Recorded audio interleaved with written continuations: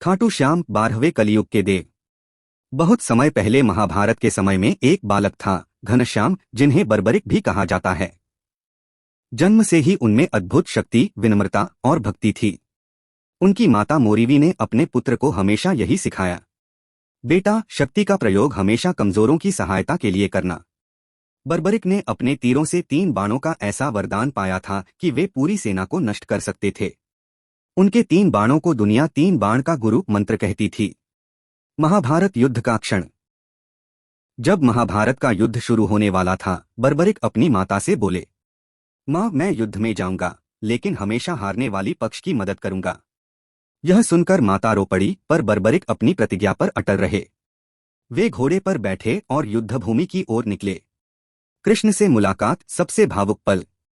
रास्ते में उन्हें भगवान कृष्ण मिले, एक साधारण ब्राह्मण के रूप में। कृष्ण ने पूछा, बालक, तुम किसकी ओर से लड़ोगे? बर्बरिक ने कहा, जिसकी हार होती दिखेगी मैं उसी का साथ दूंगा। कृष्ण मुस्कुराए, पर उनके मन में करुणा की लहर थी, क्योंकि वे जानते थे, अगर बर्बरिक युद्ध में उतर गए तो युद्ध कभी समाप्त नहीं होगा। बलिदान की मांग। कृष्ण ने उनसे कहा, युद्ध शुरू होने से पहले मुझे दान चाहिए, क्या तुम दोगे? बर्बरिक ने बिना सोचे कहा, जो भी मांगे प्रभु, मेरा जीवन भी दे दूं। कृष्ण ने कहा, मुझे तुम्हारा शीश, सर दान दो। यह सुनकर बर्बरिक की आंखों में आंसू आ गए, पर वे बोले, अगर यही धर्म है तो यह शीश भी आपका है प्रभु। उन्होंने स्वयं अपना सिर दान कर दिया। कृष्ण ने उनके शीश को युद्धभूमि पर एक ऊंचे स्थान पर स्थापित किया, ताकि वे संपूर्ण युद्ध देख सकें। सबसे अधिक बलिदान। युद्ध समाप्त होने पर पांडवों में विवाद हुआ, विजय किसके कारण मिली? जब बर्बरिक के शीश से पूछा गया तो उन्होंने उत्तर दिया, मैंने तो केवल कृष्ण को ही युद्ध करते देखा है, बाकी सब तो उनके हाथ के साधन थे। यह सुनकर कृष्ण बहुत भावुक हुए और बोले, हे बर्बरिक, कलयुग में तुम श्याम नाम से पूजे जाओगे। तुम्हारे भक्तों की हर सच्ची मनोकामना मैं पूरी करूंगा।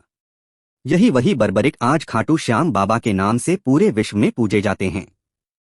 इस कहानी का भावुक सार।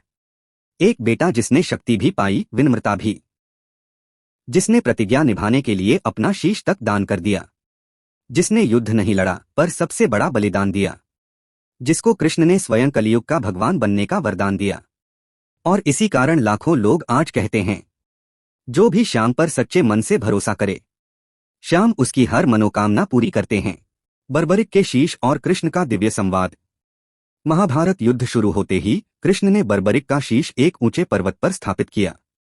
बर्बरिक का शीश शांत था, लेकिन उनकी आंखों में करुणा और करुणा का सागर था। दूर से वे संपूर्ण युद्ध देख रहे थे।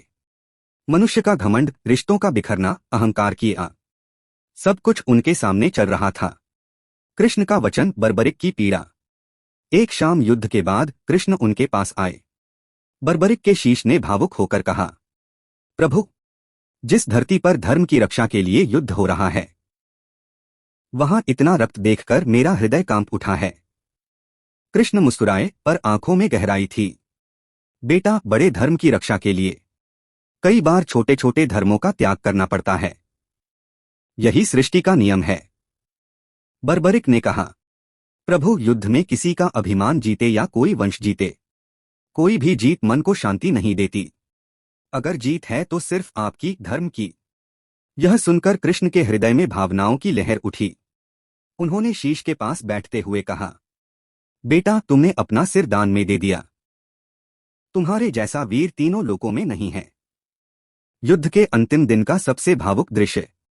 जब भीम ने दुर्योधन की जांघ पर गदा मारी और युद्ध समाप्ति के करीब था, बर्बरिक के शीश की आंखों में आंसू आ गए। उन्होंने कृष्ण से कहा, प्रभु, इतनी वेदना, इतना रक्त, क्या यही युद्ध का अंत है? कृष्ण बोले, नहीं बर्बरिक, यह अंत नहीं, यह एक नई शुरुआत है। धर्म की जीत कभी किसी की हार नहीं मांगती, पर मनुष्य अपनी गलतियों से सीखना नहीं चाहता।